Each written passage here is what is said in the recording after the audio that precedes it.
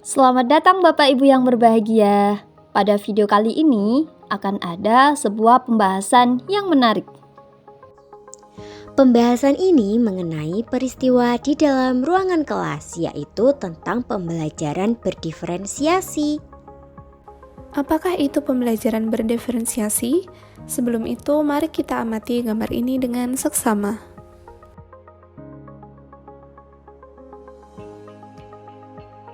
Nah, Bapak Ibu, mari kita simpan dahulu pendapat kita mengenai gambar tersebut untuk akhir video. Sekarang, mengenai pembelajaran berdiferensiasi. Menurut Tomlinson, pembelajaran berdiferensi adalah pembelajaran yang memberi keleluasan dan mampu mengakomodir kebutuhan peserta didik untuk meningkatkan potensi dirinya sesuai dengan kesiapan belajar, minat, dan profil belajar peserta didik yang berbeda-beda. Pembelajaran berdiferensiasi adalah usaha untuk menyesuaikan proses pembelajaran di kelas untuk memenuhi kebutuhan belajar peserta didik sebagai individu. Nah, pembelajaran berdiferensiasi diterapkan berdasarkan keputusan-keputusan berikut. Pertama, menciptakan lingkungan belajar mengundang peserta didik untuk belajar. Kedua, kurikulum memiliki tujuan pembelajaran yang jelas. Ketiga, penilaian berkelanjutan. Keempat, cara guru menanggapi atau merespon kebutuhan peserta didiknya. Yang terakhir, manajemen kelas yang efektif. Bapak Ibu, kita sebagai guru pasti menghadapi anak yang beragam di dalam kelas. Berikut ini adalah contoh keberagaman anak di kelas. Yang pertama adalah perbedaan pandangan dan norma anak sesuai dengan latar belakang dan interaksi lingkungannya. Yang kedua, perbedaan kemampuan anak dalam memecahkan masalah. Yang ketiga, perbedaan gaya belajar. Lalu yang terakhir adalah perbedaan kemampuan dalam memahami materi pembelajaran. Selain dari beberapa pengertian di atas, ada teori-teori yang melandasi adanya pembelajaran berdiferensiasi. Yang pertama adalah teori sistem ekologi. Mikrosistem adalah kondisi yang melatar belakangi anak hidup dan berinteraksi dengan orang lain dan institusi yang paling dekat dengan anak.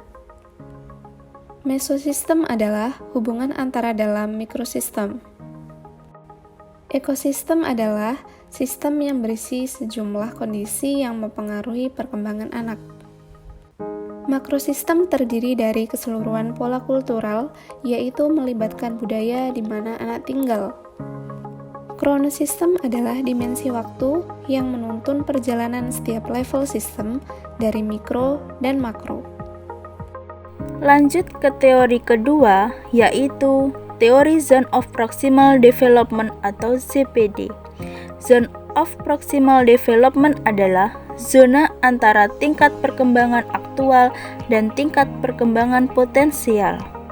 Tingkat perkembangan aktual tampak dari kemampuan anak menyelesaikan tugas-tugas secara mandiri.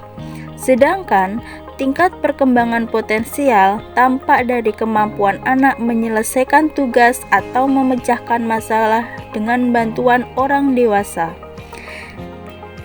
ZPD terletak di antara hal-hal yang dapat dilakukan oleh peserta didik dan hal-hal yang tidak dapat dilakukan oleh peserta didik tanpa pendampingan. Selanjutnya ada teori learning modalities.